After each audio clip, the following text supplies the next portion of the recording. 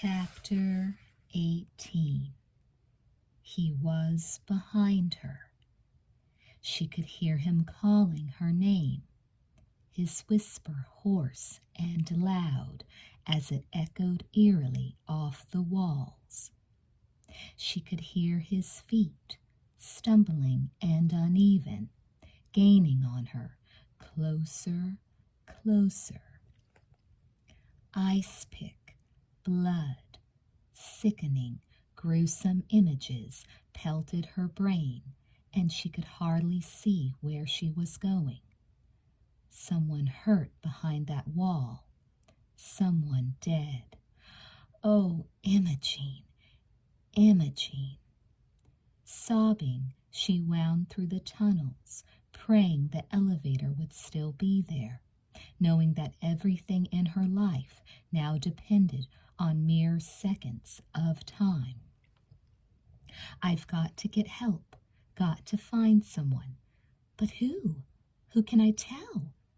Who can I trust? It might be Nita next. If I tell, it might be Nita. For all she knew, Nita was already in danger. For all she knew, Nita's life could be at stake right at this very second. Oh, God, what am I going to do?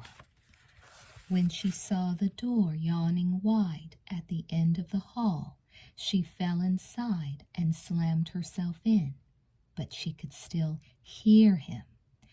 His muffled, frantic cries over and over through the empty corridors, the beating of his fists as the elevator started up.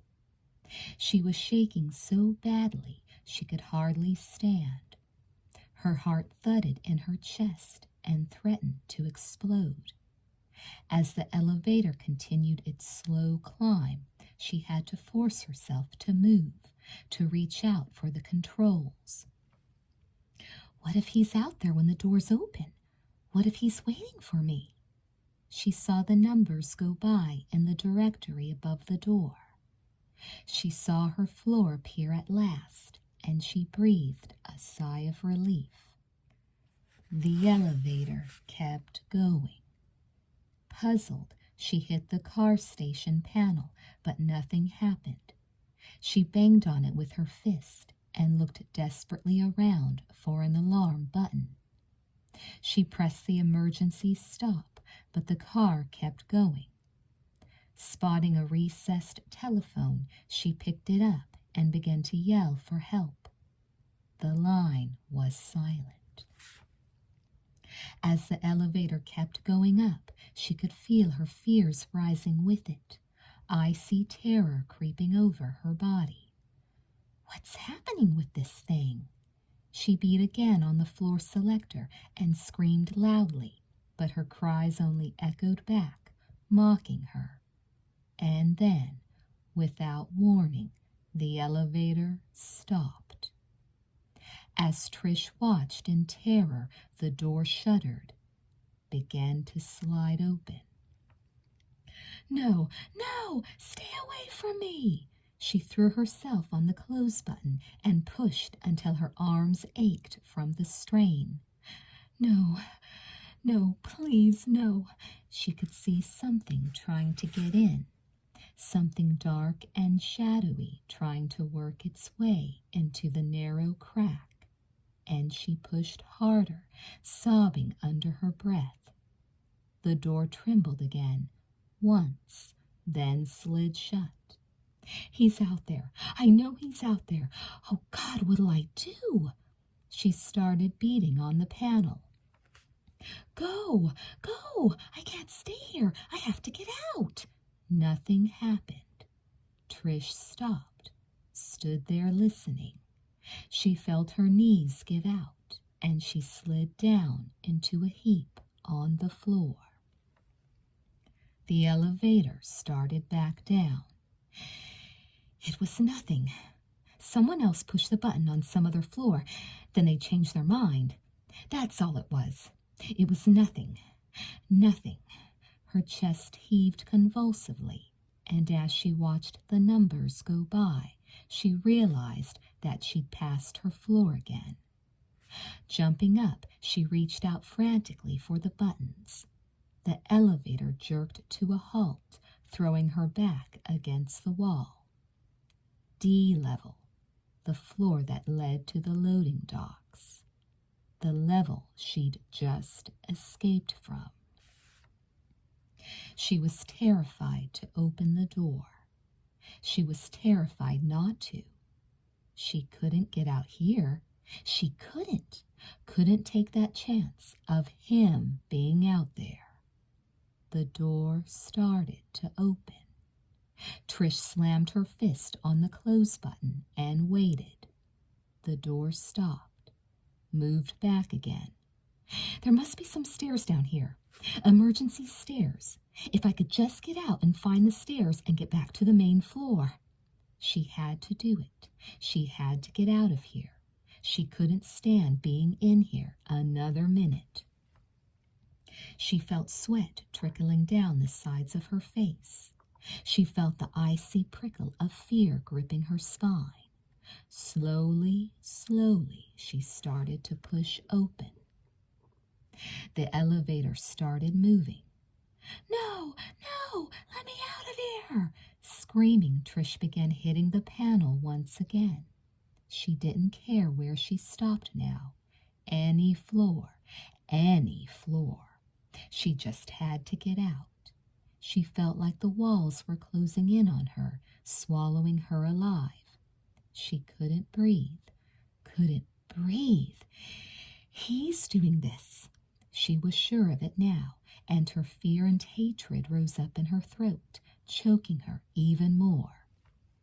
He's doing this, and he's out there somewhere, and he's playing with me like a mouse in a cage. He's playing with me, and he's enjoying it.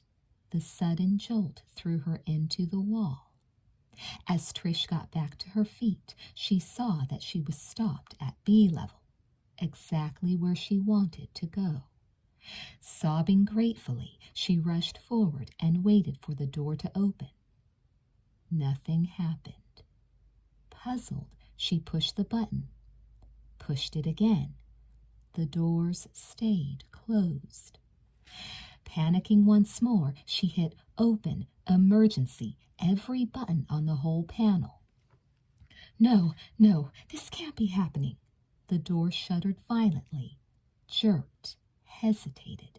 She wedged her hands into the crack and tried to pull, groaning at the effort. It opened a little farther, then seemed to stick. Damn, what is wrong with this stupid thing? Gritting her teeth, Trish put all her strength into yet another tug, but the door wouldn't budge. She was beside herself, frantic to escape. I have to get back to the mall, back to Nita, to find help, back with people where I can hide. She pounded on the door, kicking it, slamming it with her shoulder, till her body screamed with pain.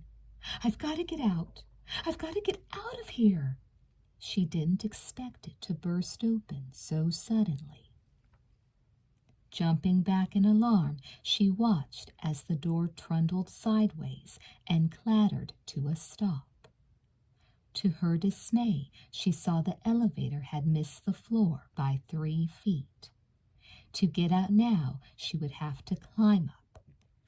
She stared at the opening in front of her, and afterward she never really knew exactly what it was that had stopped her from climbing out, that had stopped her from going out through that door at that precise moment.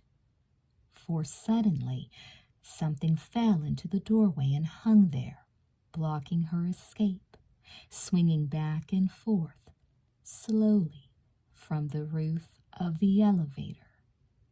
And as her eyes widened in horror, the thing slipped down a little more, swaying gently right in front of her face. It was an arm. She could see the sleeve, what was left of it, savagely shredded and stiff with dried blood, plastered to the red, red skin beneath. And she could see the puncture wounds, swollen and clotted shut, running the whole length of the arm. And she could smell the thick, thick stench of death. Gagging, Trish stumbled backward, her stomach heaving, her mind screaming with panic. The arm slipped a little more. It jerked as if trying to grab hold of her. And as the head fell down like a broken puppet and gazed at her upside down, Trish recognized the face at once. The hair matted with blood, the features smeared with blood, blood and more blood. The sightless eyes staring and pleading and terrified, the handle of the ice pick wedged deep into her throat. "No," Trish murmured. "Bethany!" And even from the back of the elevator, she could see the piece of soiled, smeared paper on Bethany's neck, pinned in place by the ice pick, and she could read the words slashed there in dripping red letters. "You're lucky. This could have been Imogene." Chapter 19. The world ran together in shades of red. For an endless moment, Trish seemed to be standing outside herself, watching a gruesome scene in her worst imaginable nightmare. But then, as reality began to seep back, she was vaguely aware of her body moving sideways, inching around the inner walls of the car, heading toward the door, toward escape. She would have to go right past Bethany. She would have to hoist herself up into that tiny narrow opening between the door and the body, and maybe that hand would touch her.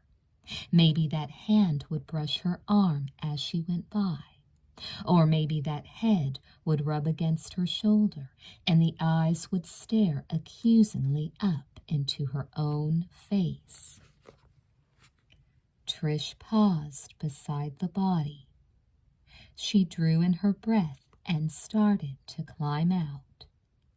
There was a sudden rush of sound as the body toppled onto the floor, crumpling itself into a bloody heap. Bethany's arm flailed out and slid down the side of her leg. With a shriek, Trish jumped back and got the door closed, pounding on the buttons, crying, begging, only no one was there to hear, to save her. She could feel the elevator bouncing slightly, only she wasn't moving. No numbers were changing on the directory. And as the car swayed and jerked once more, she molded herself into one corner and raised terrified eyes to the ceiling. "He's on top of the elevator!" She knew he was there. She was sure of it. And as she stared, transfixed, at the emergency exit, the car finally started to move again, going up and up, numbers flying past in an incoherent blur. She was babbling, sobbing with terror. He was up there, just on the other side of that door in the ceiling, and she was trapped and helpless. For a second, it actually felt like she was slowing down. Gasping for breath, she reached weakly for the handrail, propping herself against the wall. And when she finally realized what was happening, when the sudden, awful realization stabbed into her brain, it was too late even to cry for help. There was just that instant of hesitation, that fleeting instant of hope. And then the horrible rushing beneath her, around her. the vast empty nothingness of plummeting down and down and down forever. In her last moment of consciousness, Trish knew the elevator was falling, and she felt sad somehow for the way she was going to die. Chapter 20. Death was a dream. Trish was only vaguely aware of sensations as she drifted, close to waking, then lost again in deep, deep sleep. Death was a warm, oblivious dream, and as she hovered once more on the very edge of light, she heard the soft sound of moaning, sensed pain and great danger, and tried to recoil again into her tight cocoon of darkness. "Help me," someone murmured, and then she realized it was her own voice she was hearing, her own weak voice calling out in the deep, empty silence. Groggily, Trish moved her head, cried out in pain, lay very still. She could see only darkness around her, and there was something hard beneath her cheek.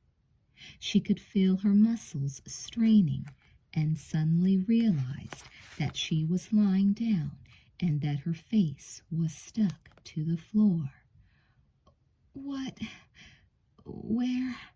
She forced herself to move again, ignoring the dull throbbing pain that rushed through her.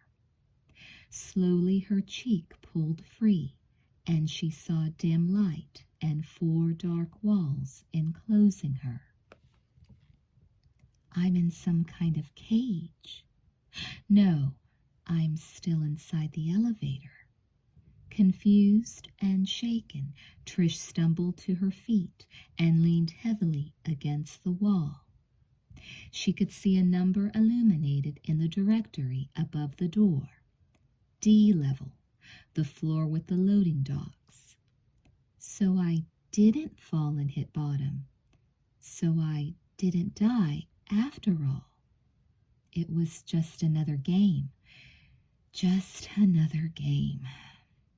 She groped for the panel, trying to find the one button that would get her back to the basement level. She pushed it. The elevator began to rise. She saw the B appear in the directory window, and she was afraid to believe it, afraid to hope that she'd really made it this time. The door slid open. The basement lay before her, bathed in heavy shadows. She peered out the door, saw the short hallway, the second elevator waiting for her at the other end. She walked out and heard the door shut behind her. She started forward, her pain now greater than her fear, her mind fuzzy and bewildered. What happened to me? How long have I been out? She only knew she had to get back to the mall. In a few minutes, I'll remember everything, and I can think what to do. I just have to get back. Have to get help. Bethany.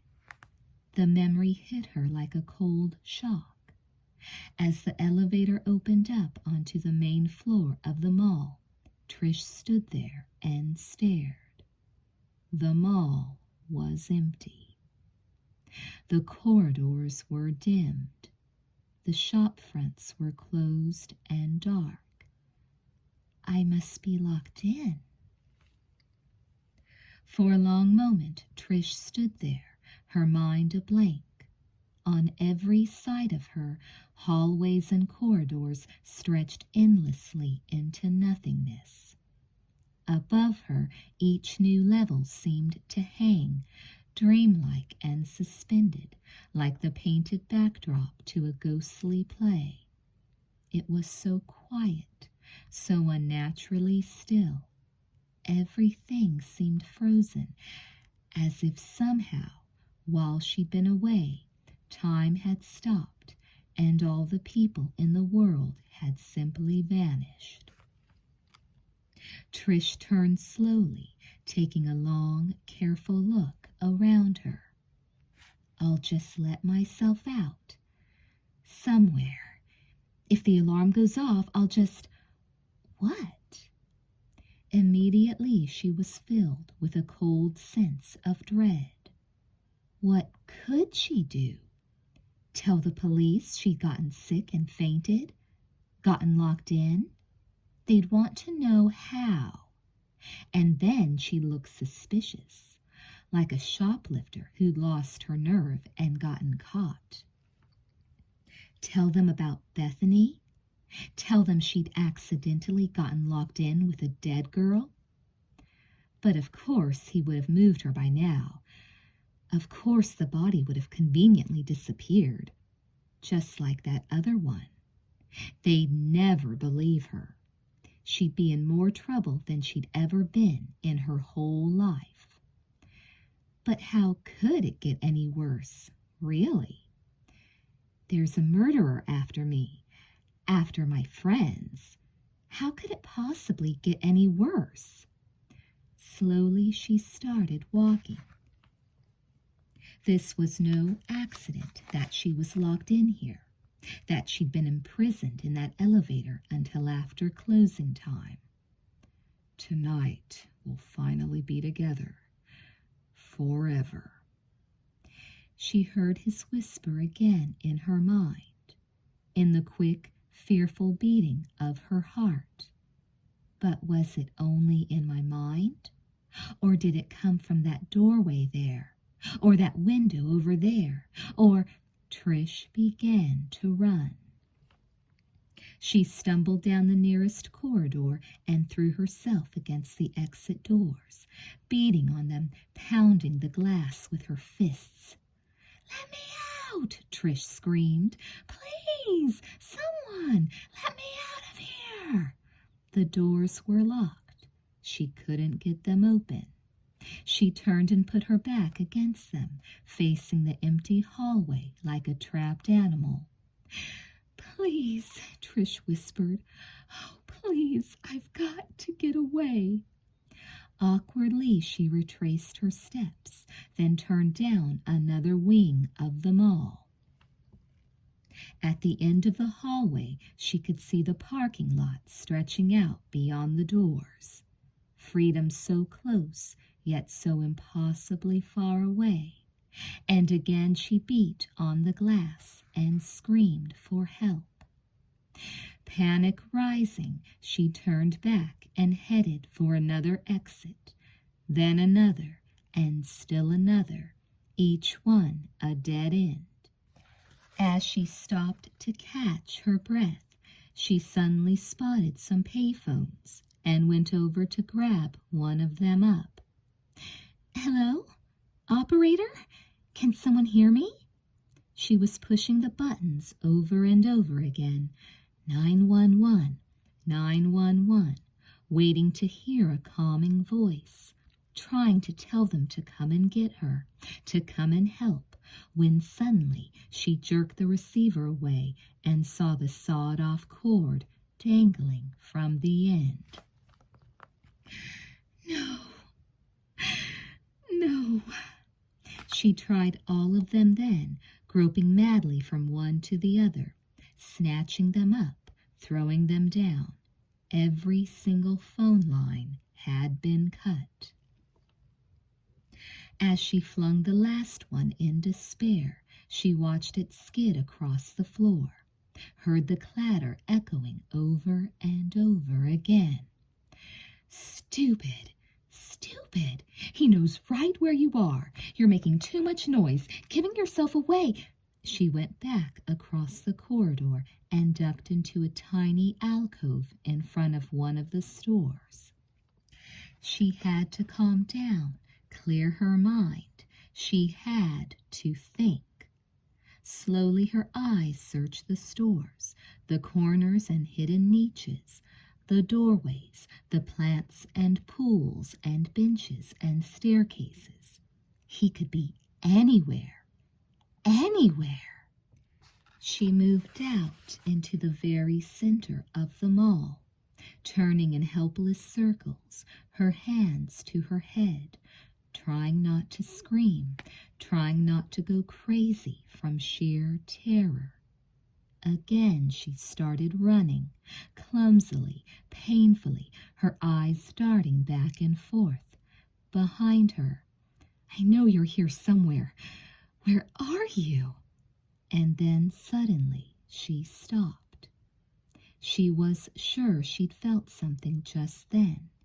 A cold draft across her legs, a faint whiff of fresh air, a breeze blowing in from outside.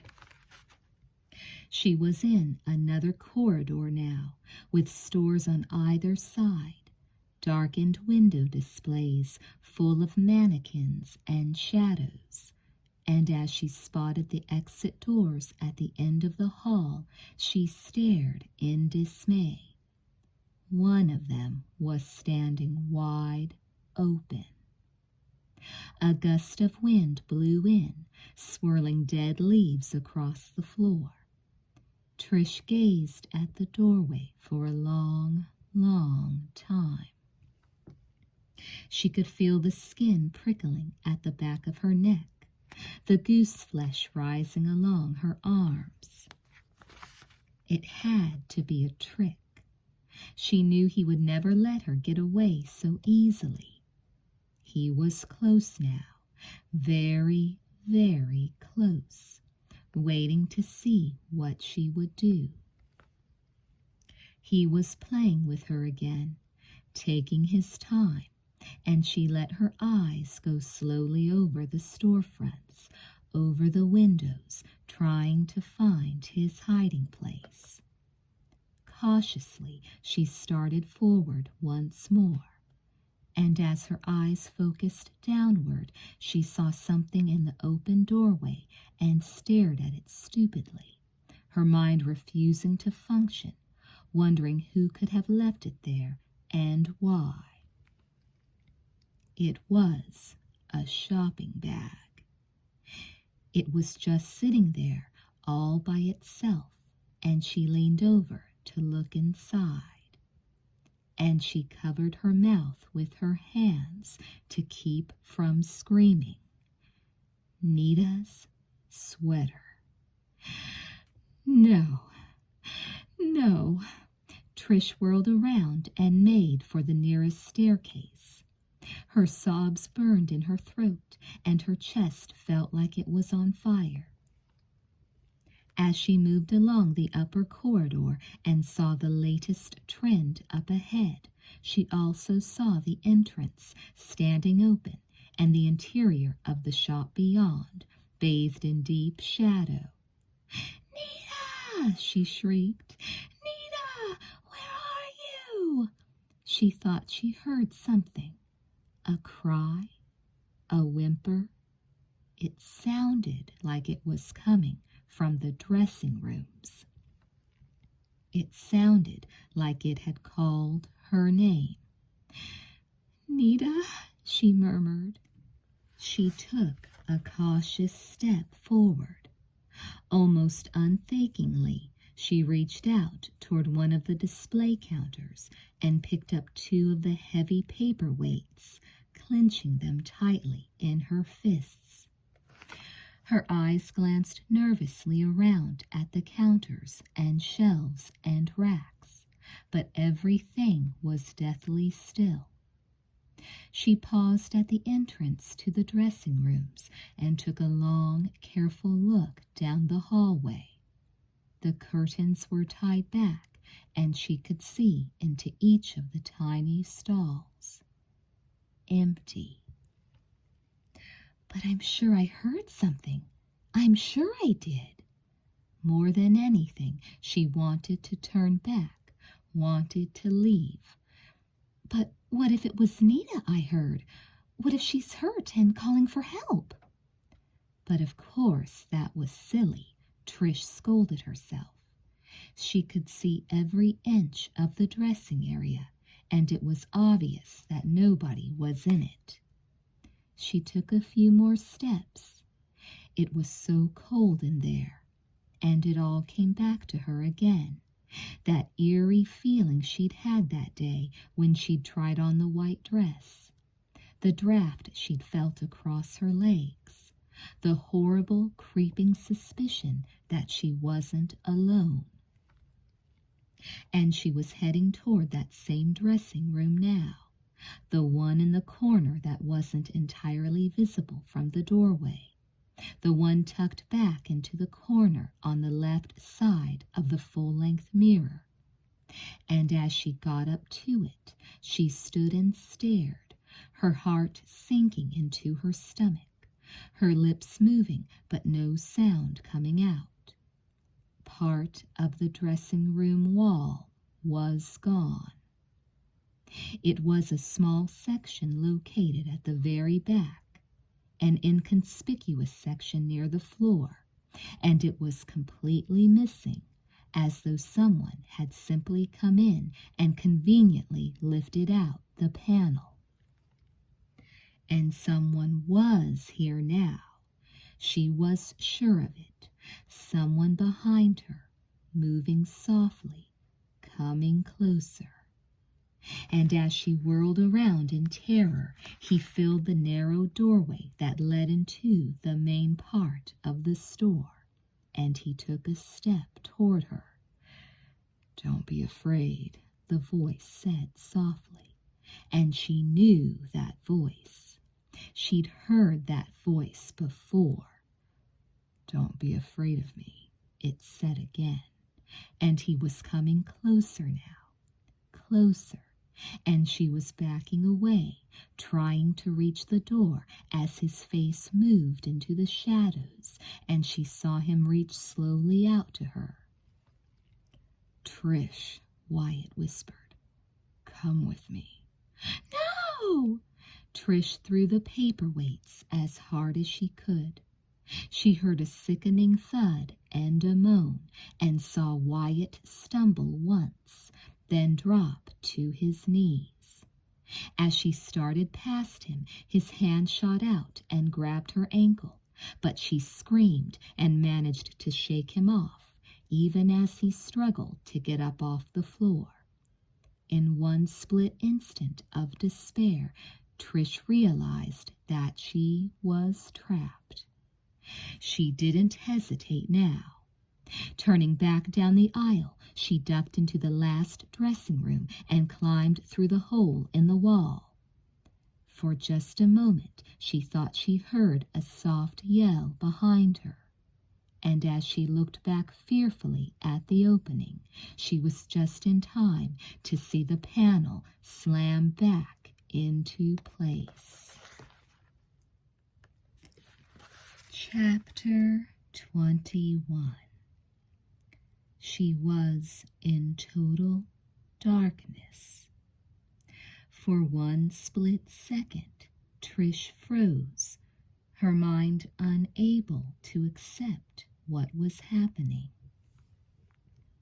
And then she was throwing herself at the wall, pounding, screaming at the top of her lungs. The wall seemed solid beneath her fists. She couldn't hear any sort of movement from the other side. "Get hold of yourself. You can't panic. You have to keep a clear head." Biting her lip, she pressed back against the wall and drew several long, deep breaths. She was shaking all over, and she felt icy cold. She didn't know whether to feel relatively safe now or more afraid than before. Wyatt obviously couldn't get to her in here. But where had he gone? She banged again on the wall. banged and called until her hands ached and her throat hurt. No one was going to let her out of here. She had no choice but to go in. But where? There seemed to be a little light now. As Trish squinted against the gloom, a fine, filtery haze seemed to hang in the close, cramped air. Cautiously, she moved forward, holding her hands out in front of her. It was impossible to stand up in here. She tried squatting on her heels and moving forward that way, but it was too uncomfortable. Finally, she resorted to her hands and knees and began to crawl. The passage turned almost at once, so sharply that she bumped into the wall. As she followed it around a corner, it suddenly grew in height so that she was able to stand again. It was only temporary relief, a niche no bigger than a closet, and as she paused to examine it, she was suddenly amazed to see a window reaching nearly from floor to ceiling. She peered at it closely and felt her breath catch in her throat. She could see the hallway of the dressing area, the fitting rooms on either side. I'm behind the mirror. This is a two-way mirror. Instantly her cheeks flamed, remembering her eerie feeling of being watched that day. So that's what he meant about seeing her in and out of the white dress. He'd been watching her the whole time. She couldn't stand to think about it. She turned her head and went on. Again the passageway shrank so that she was forced to her knees once more. She had no sense of distance or time in this dark place. She only knew that she had to go on, that she didn't have a choice. She didn't want to think about where it led, or if, indeed, it led anywhere at all. The prospect of being walled up in here alive was more than she could bear. Determinedly, she forced the grim images from her mind and kept going. Without warning, the passage stopped and she hit the wall again, shocked. She reached out and ran her hands across the splintery wood. She thought she could feel a tiny hole near the middle, and she worked her finger inside and pulled. Almost immediately, a door popped open, and she thrust her arm across the threshold, terrified that there would be nothing beyond but air. A stairway. Trembling with relief, Trish worked her body sideways until she could feel the steps beneath her feet. The ceiling was a little higher here, and she started down, careful to keep her head low. The stairs seemed to go down and down forever. Once she stopped to catch her breath, but the horrible thoughts tried to crowd back into her mind, so she pushed them away and kept going. This has to go somewhere. Please, somewhere. She'd never gone down so many steps before. Her legs were aching, threatening to give out on her.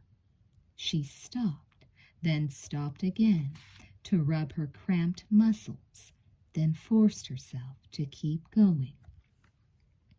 It couldn't go on forever, or could it? Finally, as her foot swung down toward another step, it hit level ground. Caught off guard, Trish stumbled and caught herself against the wall. Another dead end.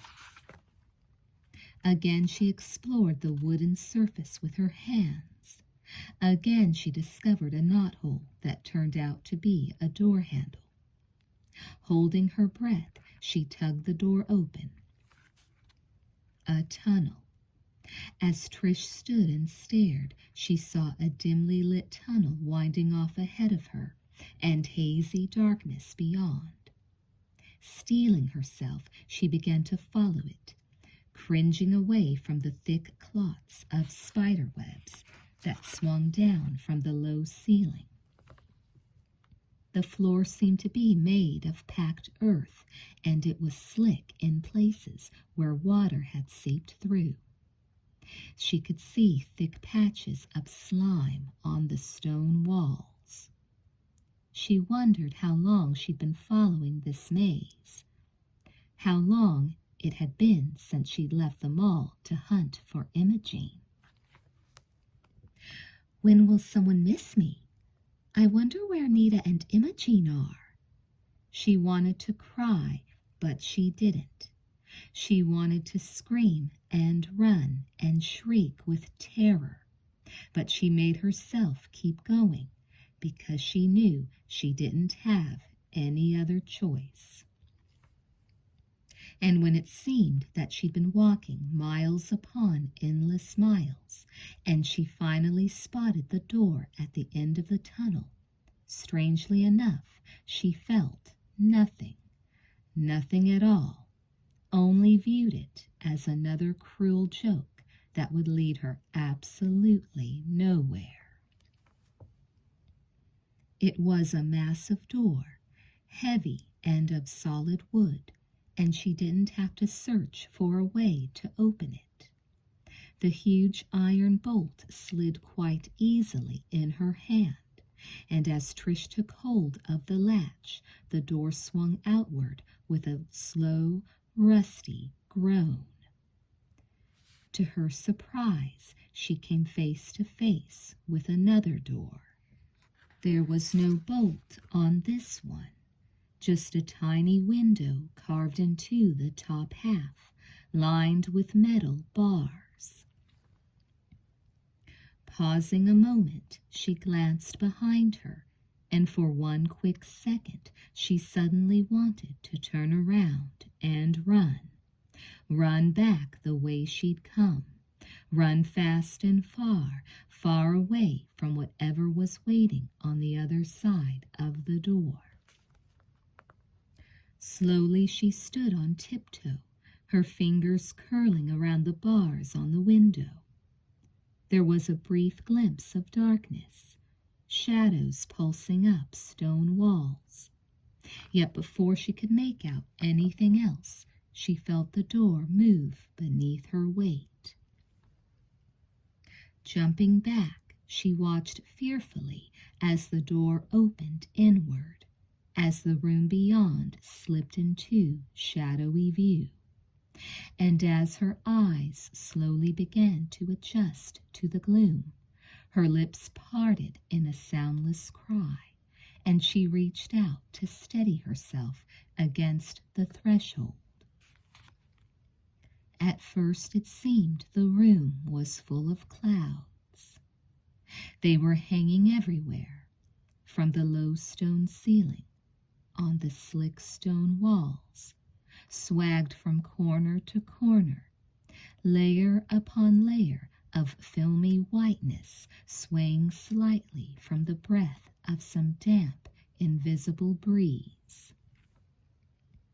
As Trish stared at them, she suddenly noticed dark blotches scuttling from one gauzy drapery to another, and she realized with a shudder that they were actually cobwebs infested with huge spiders. She drew back to rub the goosebumps from her arms, and as she did so, one of the spiders dropped from overhead onto her shoulder.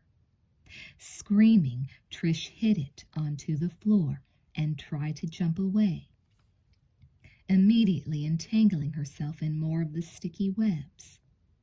Gasping for air, she fought to peel the sticky threads from her face, her neck, her hair. But the more she struggled, the more they wound around her, like wrappings around a mummy. To her horror, she felt spiders running across her scalp, the scurry of tiny legs along her cheeks, down her throat. And she screamed and screamed, at last twisting herself free and falling onto the damp floor. Sobbing, she reached out a hand to push herself up and felt her fingers close around someone's foot. Trish screamed again and scrambled backward, her eyes lifting in terror to the figure towering above. And as her eyes focused on the face, the head with no hair, the painted eyes, the arm held stiffly aloft, she froze upon her knees and wondered if she was truly losing her mind. A mannequin. It was a mannequin standing there, staring off into nothingness. And yet, it wasn't alone. As Trish turned her head, a slow, cold numbness crept over her. The room was full of mannequins, some male, some female, in various stages of dress and undress, some without limbs, without hair, some without heads. Some clustered in groups, as if they'd been interrupted from some private conversation at her intrusion, while others stood all by themselves and watched their comrades, the walls, her. Swallowing hard, Trish sat back on her heels, her brain trying to function, to take it all in. She could see the sconces now, burning and sputtering from their niches in the stones. The room was throbbing with shadows. The frozen faces of the mannequins flickered in and out of light, and the walls seemed to pulse with a life of their own. As Trish's eyes went dazedly over the life-size dolls, the cobwebs, the shadows, she saw that the room went even further back, way beyond where any reflection could reach. Slowly she got up and walked to the edge of the light. It was as if certain rooms were defined by specific shadows, and where this room ended, another began in a different sort of light, calmer and dimmer. Trish could see candles burning atop a long wooden table, the sturdy wooden chairs placed around. To her amazement, she saw plates and platters of food arranged there, goblets of wine, a 3-tiered wedding cake. Oh, no, no. She moved back farther into the chamber and saw a wooden cupboard, a washstand with a basin and old-fashioned pitcher, a hand-carved cradle, a huge wooden bed with white canopy and snowy bed curtains. Mesmerized, she turned and looked back, held for a moment by a room full of lifeless stairs.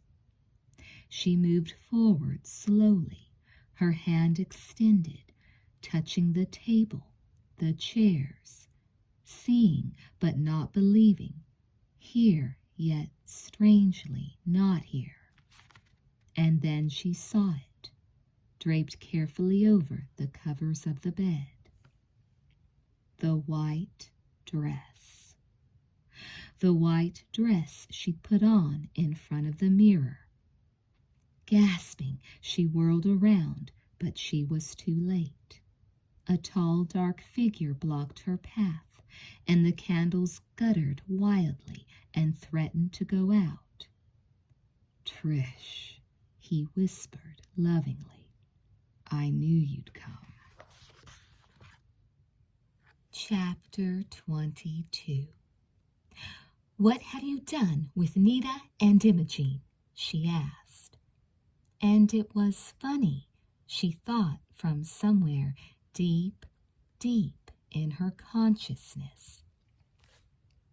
Now that she was finally here, now that the inevitable had finally happened, it was more like a dream than real, as if some other power within her was keeping her on her feet, making her talk, holding her together.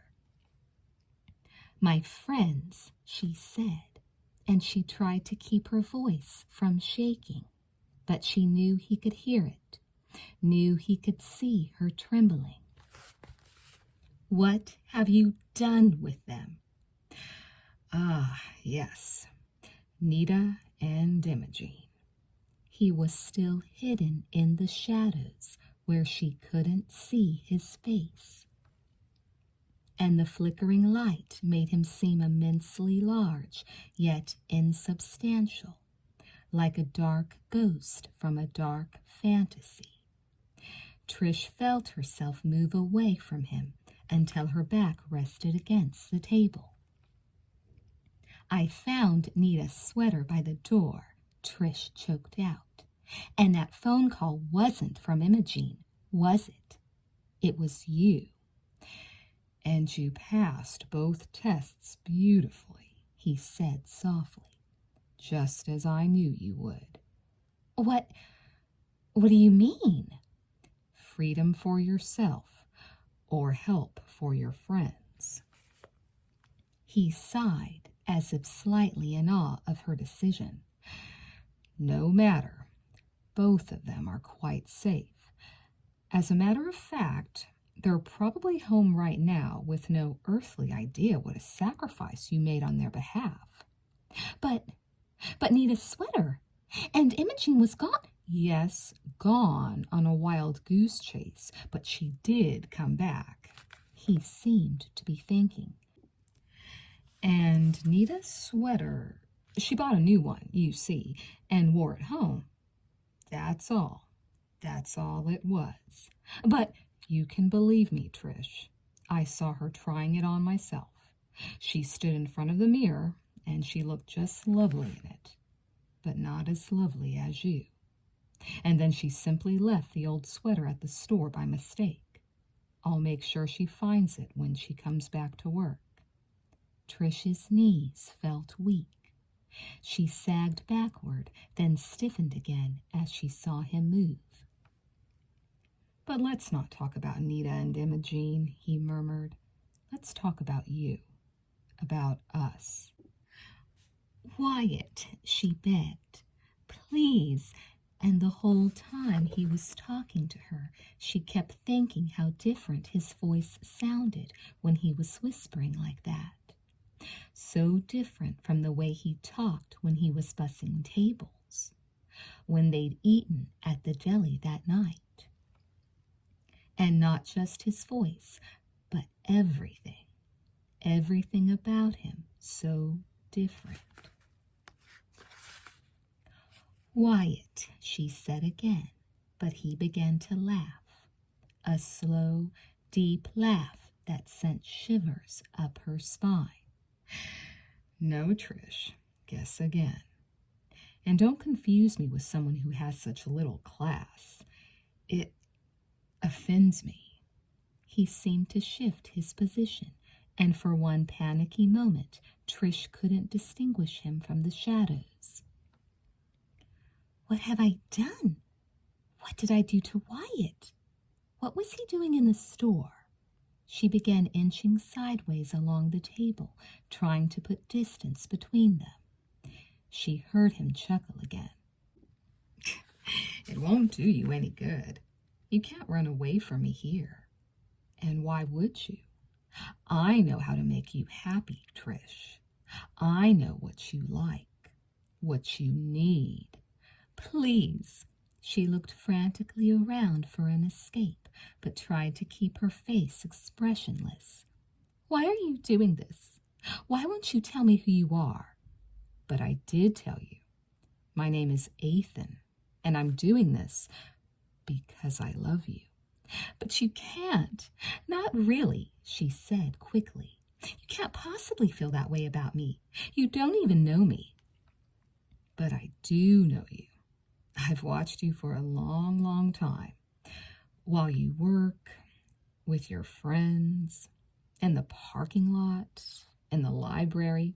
No, she whispered. Don't. I've watched you go to school and go home. I've watched you in the hospital and in the mirror. Stop, Trish cried. Please, let me go. Please. And that night in the woods, at that cabin, your face in the moonlight. Stop it. From the first moment I ever saw you, I knew you were the one I'd been waiting for, the one I wanted to share my world with. He stepped forward, his silhouette hovering at the very edge of the darkness. She could see his arms lift, as if embracing all the shadows in the room. This is my world, Trish. I've created it with my own hands. No one is allowed here without my consent. No one is allowed to come, and no one is allowed to leave. He turned abruptly, walking away from her, weaving in and out slowly between the mannequins. Whatever I've needed, I've simply taken from above. From stores, from delivery trucks. He sounded amused. Even from careless shoppers. There's no trick to it, really. This whole mall belongs to me. No one knows it like I do. I've lived here such a long, long time. I know every inch of it, above and below. I let them come, you know. I don't like intruders, but I let them come above. To walk, to stare, to spend their silly money. But down here, his tone sounded dreamy. Down here, it's my domain. Down here, I am king. For a moment, Trish thought he'd forgotten her. She glanced around wildly, but the only escape seemed to be through the door she'd come in by. He paused, as if thinking, then started back toward her again. My world has been a world nearly complete unto itself, do you see? Again he gestured, his hands ghostly shadows against shadows. The only thing missing was you. Trish felt her body go cold. She had reached the edge of the table, and now she eased around to the other side. I've waited for you my whole life, he murmured softly. Your beauty, your sweetness. He drew a long, shaky breath. Your love? No, Trish whispered. No one could love you as I do. And now I can show you how much. Now we have forever for me to show you just how much I can love you. She was backing away now, farther into the chamber, beside the cupboard, beside the bed. She never actually saw him coming. He moved with such speed, such silent grace, that his arms were around her before she even realized what was happening. No, she screamed. Let me go. You killed Bethany, didn't you? You murdered her. I did it for you.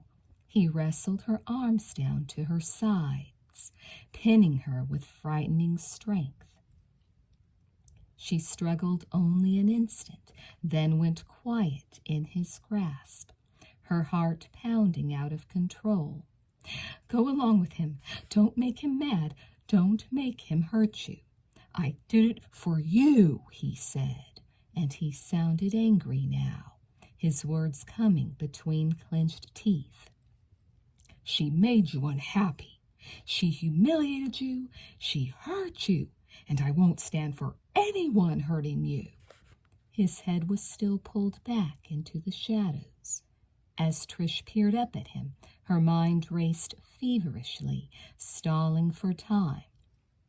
I know," she stammered, trying so hard to get the words out, to sound sincere. I know you did it for me. I know you care about me more than anyone, more than anything. And I know you want me all to yourself, that you only want me to be happy." He was nodding. She could feel his body giving a little, his grip on her arms relaxing. "So why won't you let me see you?" she coaxed. "Now that I'm here, why don't you let me see your face?" He was silent for so long that she was afraid she'd made him angry. She pulled back a little, but he grabbed her tighter, pressing her up against his chest. "You've seen me before, many times." "What? What are you—" He released her so roughly that she stumbled backward, sprawling across the bed. Terrified, she saw him towering over her, his tall form bending over, lower, lower. She saw his hand reach out toward the table beside her, saw the quick spurt of a match, saw the glow of a lamp as it trickled golden light across his face. She saw the thick curly hair, the scar, the dark glasses. She saw him put one hand to his head, pull off the wig, drop the glasses onto the coverlet, peel the scar slowly from his cheek. "My God," Trish whispered. "You've seen me in store windows, posing with my mannequin friends, and in the eatery reading my newspaper. You've seen me in work clothes and delivery clothes, as a mailman, as a salesman, doing repair work and maintenance and emptying trash. I've been a security guard and an usher in the theaters. I've shopped and pushed brooms and handed out flyers. I've got a million disguises, and I never have to look the same way twice." "You killed that other girl, too, didn't you?" Trish was scooting back across the covers now, trying to get away from him, from the horrible smug smile on his face. "You were taking her body out to the trash when I came in that night."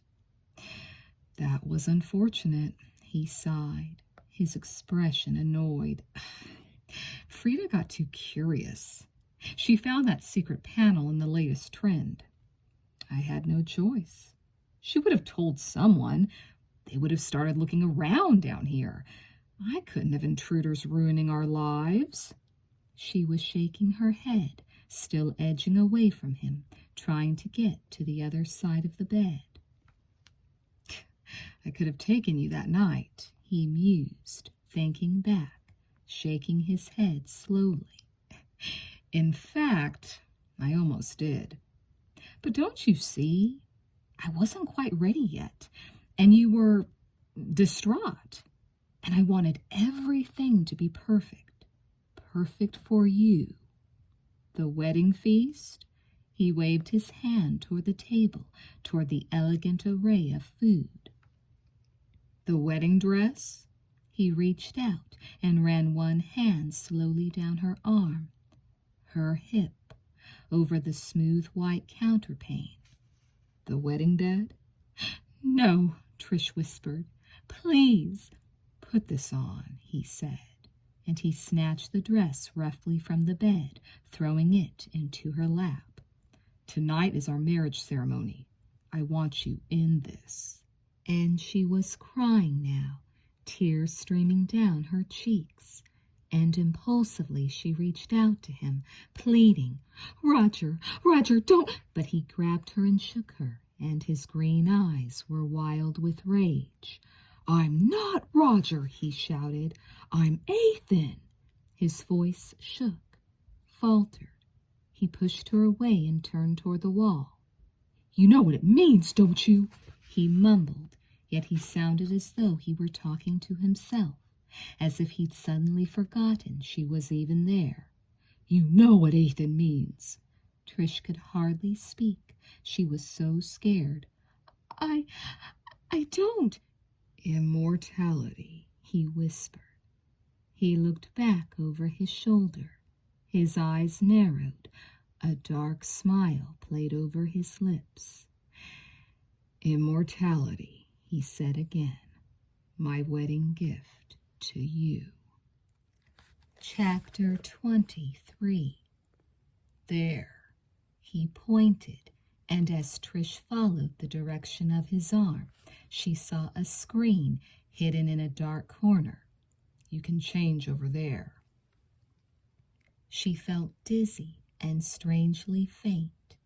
She could see his shadow pulsing up the wall.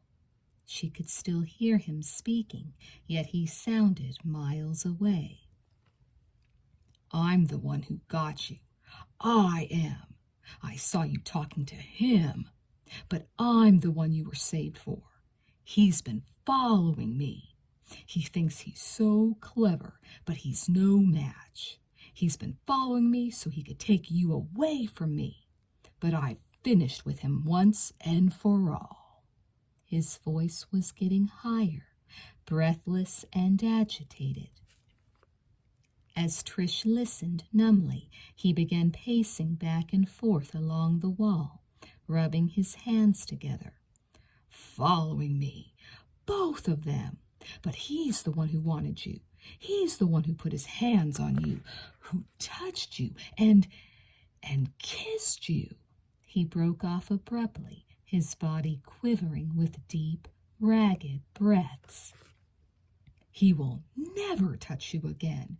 He will never be forgiven. I'm the only God in this world." Trish heard her own voice, scarcely a whisper. Who are you talking about?" she murmured, and yet deep down she knew, with a cold, sick feeling inside. She knew, and her heart broke and shattered. "You should have known better." Ethan turned on her. "You tried to play with my feelings, but you should have realized all along that I'd be the one to win." He paced several feet, then back again, and a deep laugh bubbled low in his throat. "I left him by the loading docks with an ice pick in his heart." And instantly an image came back to her, an image so horrible that her hand flew to her throat to hold back a scream. Going through that winding tunnel to find Imogene, that presence on the other side of that wall, the bloody hand holding the ice pick. And she'd run away because she thought it was Ethan.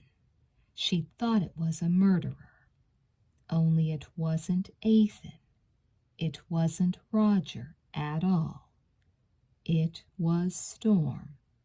It must have been Storm. "No." Her voice trembled, but Ethan rushed on. "I told you not to talk to anyone. I told you not to tell anyone." "I didn't. You've got to believe." "You talked to him. You let him hold you when you were already meant only for me." No, it's not like that at all." "It's something I can't allow," he said with sudden calm. "You understand, of course. It's something I can never allow." The room swayed around her. Her palm went to her forehead, and she grabbed out for the wall. "He has no place here, no place in our world. Threats like that must be destroyed, so I did the only thing I could do." He paused a moment, as if thinking. "As for the other one," again that slow, satisfied smile in his voice, "you finally realized that you and I were destined. I knew you would. And when you hurt that other one, when you turned on him and hurt him so that we, you and I, could be together. It made me so completely happy. Merciful, really. But that's so like you, Trish. Merciful and kind and perfect. He'll never feel a thing when I go back to finish the job. What are you talking about? Please, your wedding dress, he said softly, and his shadow flickered wildly as he approached her. I want to see you in it. Let's have no more talk about unpleasant things. His hand moved to her neck, trailed down across her shoulders. She lowered her head and tried hard not to cringe. I respect your shyness, he said softly, giving a deep bow, and I even find it quite charming. Things will be different when you've had time to get to know me. For several moments he stood there, his brows drawn together thoughtfully. Then he leaned across the bed and pinned her with his eyes. But right now I must attend to this business. I trust you'll be less shy when I come back again. Somehow she managed to nod. As his eyes raked over her body, she gave an imperceptible shiver and forced herself to look back at him. And then he was going out the door, and she heard the horrible grating of metal and realized that he had locked her in. Her head fell forward, and hysterical sobs rose in her throat. She choked them back down and flattened herself against the wall, her eyes frantically sweeping the chamber, the ceiling, even the floor.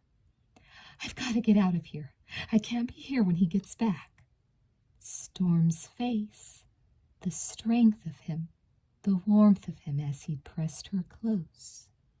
Trish covered her face with her hands and gave in to total despair.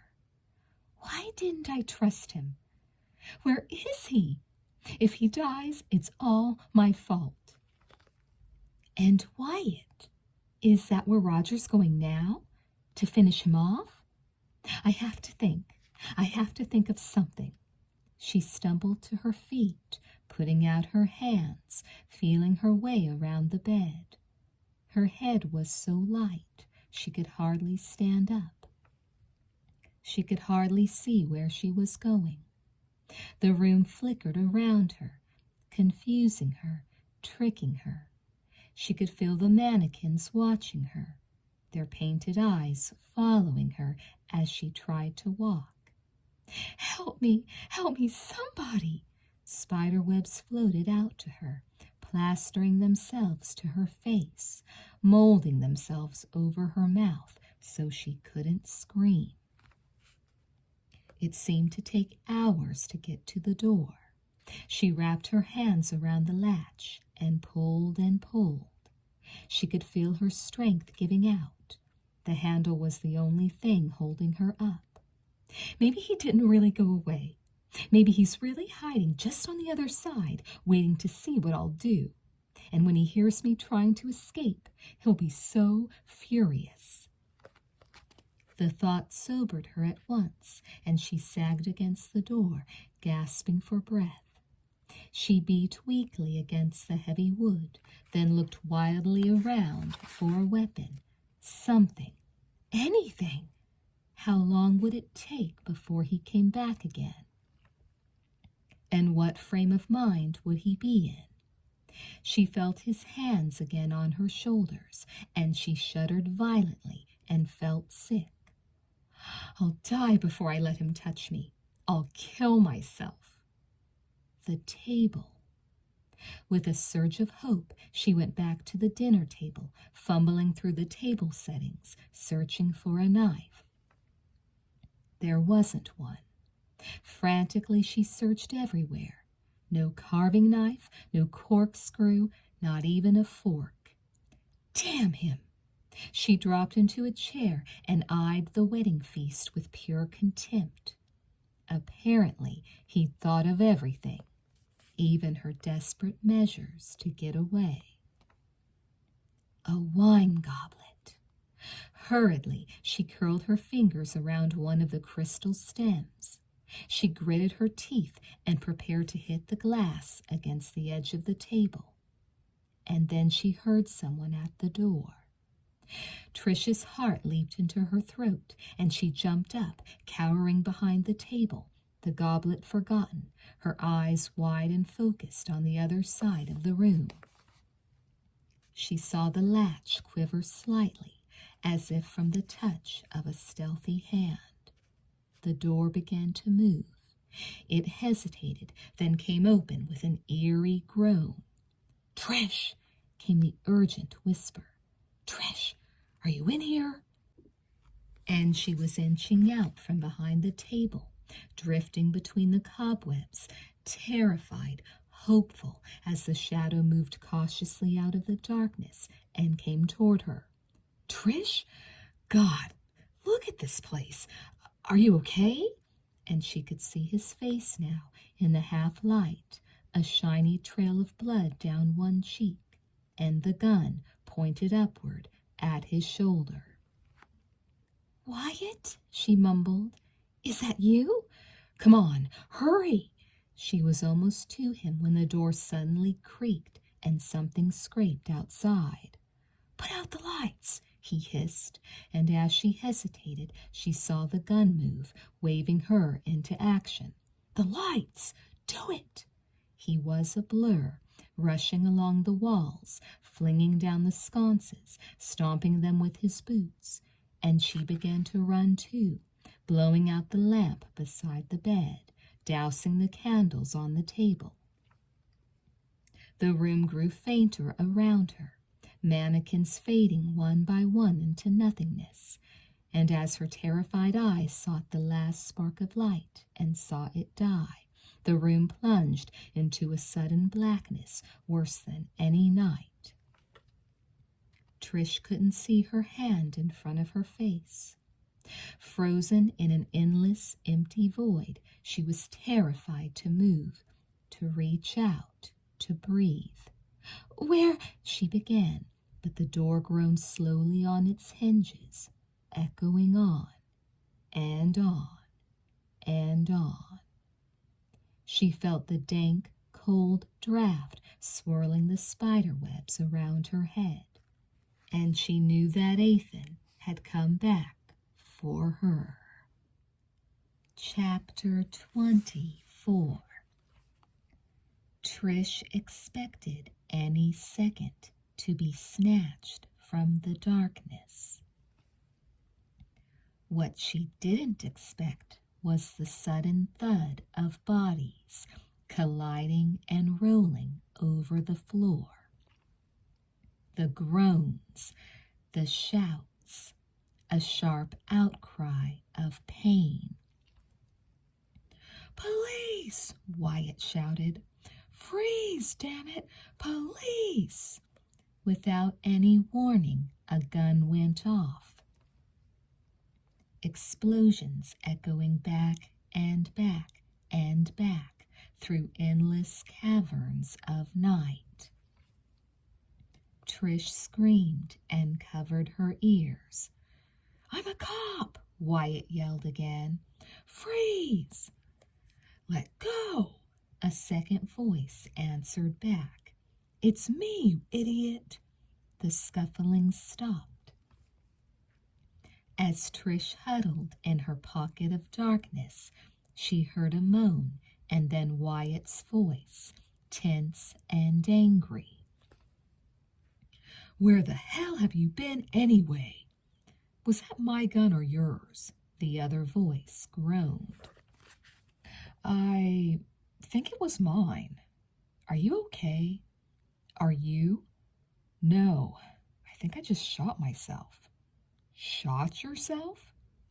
"Relax, it's just a scratch." "Way to go, Wyatt."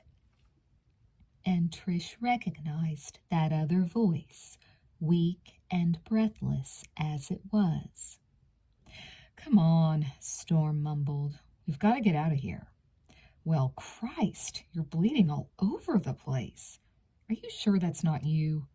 Where's Trish? At last something stirred within her, allowing her to move. She called out, her voice trembling in terror and in relief. I'm here. I'm all right. She heard Wyatt curse under his breath, and then there was a slow, sliding sound, as if one of them had dragged the other to his feet. Come on, Wyatt hissed. Trish, come on. I can't see you, she called back fearfully. I can't see a thing. You got a light? Wyatt mumbled. There was a moment of silence, and then he swore again. Follow my voice, Trish. Just keep following my voice. Yet even as Trish took a cautionary step, her heart was suddenly gripped with wild, uncontrollable terror. And she froze again in her tracks. The blackness sucked her in, holding her, pinning her, and the breeze was cold, cold across the floor, stirring old forgotten smells of mildew and rot, and something else, something. I can't, she whispered back, and she could feel her spine tingling with absolute terror. Danger, danger, and the hair lifted at the back of her neck, and her heart fluttered like a dying bird caught in her throat. Trish, I can't, she screamed. You have to, Wyatt shouted back. Trish, come on. She forced herself forward, plunging through the darkness, sweeping the emptiness with her hands, the spider webs gagging her, the uneven floor slippery beneath her feet. You're doing fine, Storm gasped. Keep coming. We're right here, right. And suddenly she knew why she was so terrified. Because that horrible deathly feeling hadn't gone away, not even when she'd heard Storm's voice, when she'd actually thought for a moment, wanted to believe that it was only Storm who'd slipped into the room on a breath of stale, decaying air. He's here, she whispered, and her voice rose, panic-stricken. Can't you feel it? He's here! And the mannequins were all around her now, hollow bodies closing in, arms reaching, fingers clawing. Her frenzied hands slid over mocking smiles, staring eyes, stiff human corpses touching her, holding her. Don't move, Wyatt ordered calmly. Stay right where you are, Trish. Don't make any noise. She froze. The pounding of her heart was like a drum in her head. Fear coursed behind her eyes in endless, rushing waves. She knew she was going to faint. She took one faltering step and felt the mannequin pressing hard against her back. She felt the rough, warm layers of clothing, the broad expanse of chest. She felt the mannequin breathe. And as his arm came down around her neck, she felt her scream cut off before it even reached her lips. She's mine, Ethan hissed, and no one's going to take her from me. Let her go, Storm spoke up. His voice sounded even weaker now. He was struggling to breathe. This is between us. You don't want her to get hurt. I'll kill her before I let you have her, Ethan said calmly. She wants to be with me. We need to be together. Then why don't you ask her? Wyatt called. Why don't you ask her who she'd rather be with? She loves me. I'm the only one in her life. This is our world. You can't come in here. I won't let you spoil everything. Do you hear me?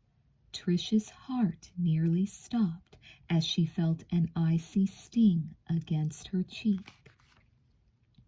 The metal point went slowly down the side of her face, down along her neck, her shoulder. She could feel the ice pick poised right over her heart. You ask her! Ethan's voice was outraged, and his hold tightened around her throat. You ask her how serious I am. She'll tell you how much I love her. She'll tell you what I'll do to make sure we stay together. He's right. Trish twisted her head, managed somehow to choke out the words. He'll kill me. No matter what you do, it won't make any difference about me now. He means what he says. Let her go, Wyatt growled. The tip of the ice pick punctured her blouse, and Trish whimpered. Never, Ethan hissed. Tonight is our wedding night. Tonight will go as planned. Trish gagged as he squeezed on her neck. She heard a confused rush of sound near the doorway and a low chuckle from Ethan's throat.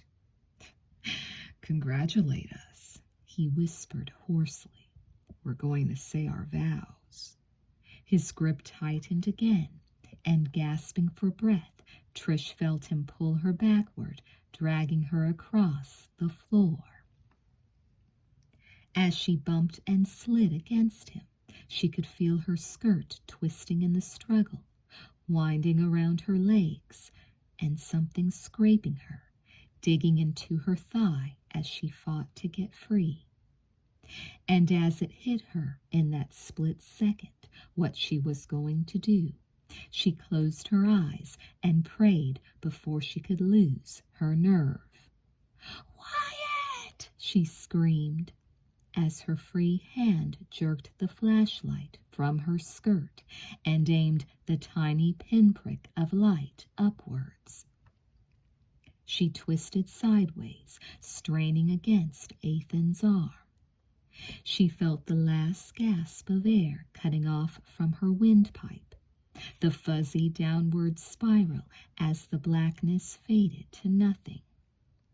From somewhere far away, the air shrieked with bullets.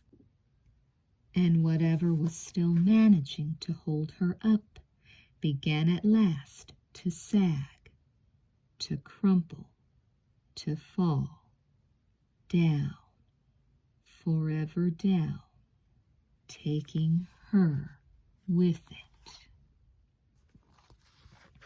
Chapter 25. Something was on her mouth. As Trish's eyes fluttered open, she felt something soft and insistent pressing against her lips. And as her eyes widened in confusion, she saw the darkness draw back, leaving a pair of steady brown eyes in its place. Yeah, Wyatt grinned. You're okay. What? Trish tried to sit up, and Wyatt slid an arm beneath her shoulders, propping her against him. Mouth to mouth, Storm groaned. You're supposed to be reviving her. That's all you're supposed to be doing. She's fine, which is more than I can say for you. Wyatt glanced down at his arm and grimaced. Or actually, for me. Storm groaned again, and as Trish's eyes slowly adjusted to the light, she looked wildly around the gloomy interior of Ethan's room. Off to her right, an indistinct shape lay prone on the floor. Instantly she felt a hand slide firmly under her chin and force her head around. "He's dead," Wyatt said, matter-of-factly. "You don't want to see." But how? "If it hadn't been for that flashlight," Storm mumbled weakly. "If it hadn't been for your quick thinking." "Quick thinking?" Wyatt snorted. "What about my quick shooting?" "Yeah, about as quick as a slug," Storm sighed. "How many times did you have to shoot before you finally hit him?" "So I didn't get him on the first try." "Big deal." Wyatt shrugged and patted Trish on the shoulder. "You okay?" "I think so. Storm." She crawled over to where he was lying, where Wyatt had propped him up against the wall and covered him with blankets. There was blood on the floor, and his face was ghostly pale. "Oh, Storm." "It's okay." He managed a feeble smile. "It's probably not as bad as it looks." "I don't understand. None of this is making sense." "We've had our eye on old Roger here for a long time." Wyatt sighed, positioning himself next to Storm, leaning back against the wall. "Things around the mall disappearing, people around the mall disappearing, except we just never could quite figure out how he was doing it." "And you two are policemen?" Trish stared at both of them in amazement. "Undercover." Storm nodded, looking a little ashamed of the ruse. "And we've had our eyes on you for a long time, too." "Sorry to disappoint you," Wyatt added, "but you're not the first love of his life Roger's fixated on. Other girls have disappeared through the years, only nobody ever found them. Only thing they seemed to have in common was that they came here to shop, or work, or both." "Kidnapping them," Storm began. "Killing them," Wyatt clarified. "Whatever," Storm finished. "Seems to satisfy him for a while. Months, seasons, but it doesn't last, and then he has to find someone else." The mall wanted to keep it quiet. Wyatt looked down at his gun and laid it to the side. "Bad publicity, plus the fact that no one could ever prove a damn thing." "How old are you anyway?" Trish was still staring at Storm, who managed a weak smile. "Older than I look," he said. "Much older than he looks," Wyatt said. "We've got to get him out of here." Trish turned anxiously to Wyatt. "He's lost so much blood." "Well, excuse me. I'll just give him a pint or two of mine," Wyatt said dryly. He shifted uncomfortably, and Trish saw the blood-soaked rag tied around his arm. "Oh, Wyatt, I'm so sorry." "Help's on the way." Wyatt waved a hand at her. "Hey, I radioed on my way down. Don't worry." "We suspected he targeted you or one of your friends," Storm went on as Trish moved closer to him. "We'd started noticing him, or should I say, one of the characters he played, in the eatery, and then Nita's store got hit. And that girl disappeared." Wyatt broke in. "So we watched you three, followed you, even checked out your cars after you got here and before you went home." "You were breaking into my car that night." She turned to Wyatt accusingly. "I broke into your car lots of times." He sounded bored. "But you didn't find that tape until after you got to work this morning." Storm shifted, gritting his teeth. Ugh, or now is it yesterday morning? What time is it anyway?" Wyatt looked down at his wrist and shrugged. "Forgot my watch. Oh well." "Then how did you finally know it was me he was after?" Trish wanted to know. We were watching you the night you went out to check your car," Storm said, almost guiltily. "So we saw when you got that call in the parking lot. Except then we weren't exactly sure what was going on, how Roger was going to play it this time." "Yeah," Wyatt nodded. "We knew you were pretty upset about something. We figured he was getting lonely again. And then you had that accident on the escalator," Storm went on. "I kept trying to get you to admit to me that you'd been running from something. I kept thinking if you just confided in me, we'd be able to do something. But you were a jerk about it," Wyatt sighed. "You wouldn't say a word." "I couldn't," Trish protested. "He said he'd hurt my friends." "I told you that's what the reason probably was." Wyatt glanced over at Storm. "Didn't I tell you that's what the reason probably was? And then that night at the cabin, I was still trying to get you to open up to me," Storm began, but Wyatt started laughing. "And that was the absolutely stupidest story I ever heard in my life. That whole thing about the crazy lady, where the hell did you come up with that?" Trish looked from one to the other, her mind spinning. "Wait a minute. So you followed us there?" "Sure," Wyatt said. "And that's why you were outside Nita's house that night?" "Great detective," Storm mumbled. "So good at being inconspicuous." "Well, I found that tape this morning, didn't I?" Wyatt defended himself. "Yeah, finally. Not that she had to unravel any great clues. The stupid thing was lying right there in her front seat." "Don't talk," Trish ordered him. Then, after thinking a moment, she added, "So you knew something was going to happen tonight?" They both nodded, and she looked at them in dismay. "We were trying to watch all of you. You and Nita and Imogene. So when I saw Imogene running off to the loading docks, I followed her," Storm admitted. "And I saw her come back again, but not you." Wyatt frowned at Storm. "Yeah, well, thanks a lot for coming to rescue me," Storm muttered.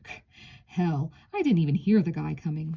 He slipped up behind me in the hall and yanked me back into a utility closet, and..." He winced, gently fingering his rib cage. "If someone hadn't been coming down the tunnel when they did, I wouldn't have had a chance. I guess it distracted him. It threw off his aim. He got out of there pretty fast, and the next thing I knew, you were down there." "I didn't know that was you," Trish said miserably. "I was coming around the curve in the tunnel, and I thought you were the murderer." "While I was trying to warn you," Storm broke in. "Not so easy, since I could hardly even stand up." "I just got so scared, I ran off and left you there." "I know." Storm nodded, then managed to smile as if the whole thing amused him. "Thanks a lot." "Don't talk." Trish put a hand over his mouth, smiling back. "You need to save your strength." Wyatt picked up the story. "And in the meantime, I couldn't find anybody anywhere, until I saw Trish in the mall again. By that time, everything was closed down, and I'd been looking in every hall and tunnel and stairwell I could find. We knew about some of the tunnels," Storm added, "but not all of them. We never dreamed there were so many. This place is like a honeycomb with all that stuff underneath the mall. When I saw you, you were going into Nita's store," Wyatt told Trish. "So I ran upstairs to try and get you out." "And I hit him with a paperweight," Trish admitted, much to Storm's amusement.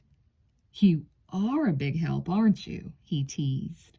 "Well, it couldn't have hurt him much if you got him in the head." Wyatt grimaced and gingerly fingered the knot on his scalp through his hair. "I don't think I was ever completely out, just dazed. I had these weird feelings of things going on, except I couldn't figure them out." "Then you didn't hurt him," Storm said emphatically. "He's like that normally." Wyatt gave him a sarcastic look and continued the story. "Our friend here was in a big hurry to get you all to himself, so I think he was going to come back and finish me off afterward. But how did you know where I was? Trish frowned. She tucked the blanket higher around Storm's shoulders, and Wyatt cleared his throat loudly. I saw him closing up the wall, putting that panel back in. So I pretended to be unconscious, and I waited till he'd left, and then I followed you. I figured wherever you ended up was where I'd find him. So I was bait, Trish burst out indignantly. Well, Wyatt looked deadpan. Sure, what'd you think?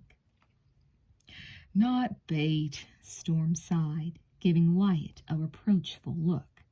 He was trying to protect you in his own misguided way. He paused to take several deep breaths, then proceeded more cautiously. We knew there had to be more than one route to wherever Roger was hiding, but he always just disappeared too fast or managed to lose us in the mall whenever we tried to tail him. So he must have known you were after him, she concluded.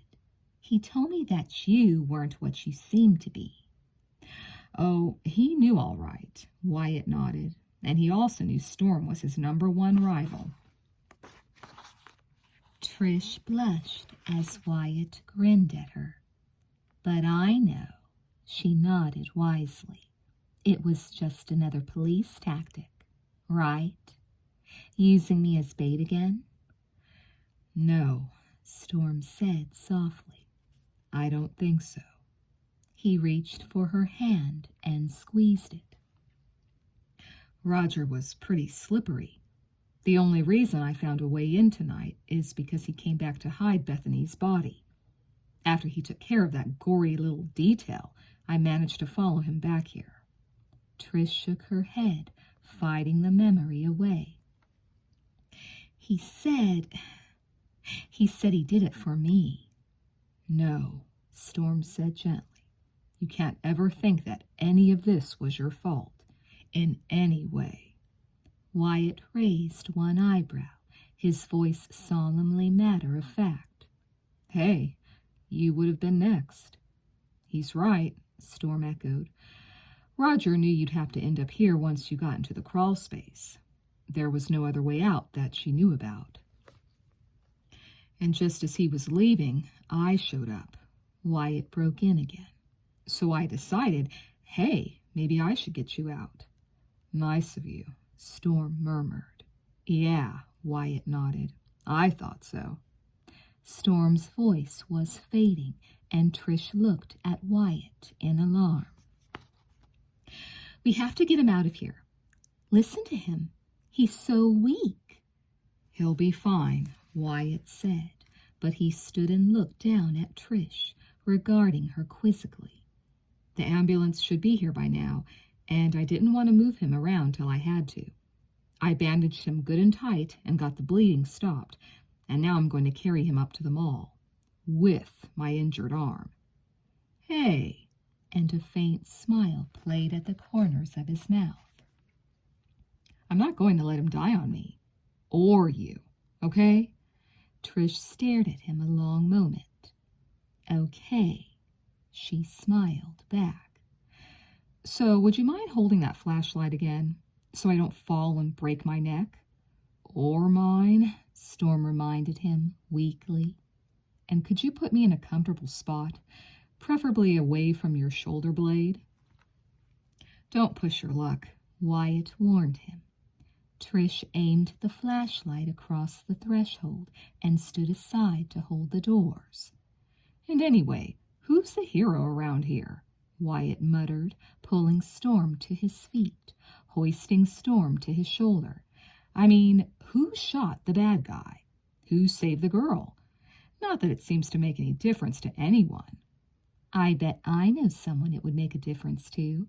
Trish couldn't help teasing. Don't you know the more you intentionally ignore Nita, the more she's going to flirt with you? Wyatt looked back over his shoulder at her, the corners of his mouth lifting in a slow grin. Sure, I know that. Trish stood aside as they went out. She could hear the sharp echo of Wyatt's boots against stone, and as she turned again toward the chamber, just for a moment, she played the tiny beam of her flashlight back through the deep, deep shadows of the room. She saw the wedding cake on the table, and the long white dress in a heap upon the floor. And where Roger's body lay so still, darkness had silently slipped in and taken over, so that he seemed to have completely disappeared.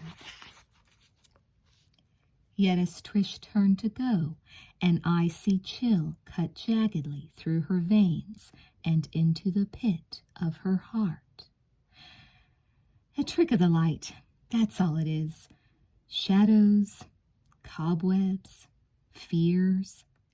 For just an instant, she'd let her flashlight play across the mannequins, and she could almost swear that one of them had moved.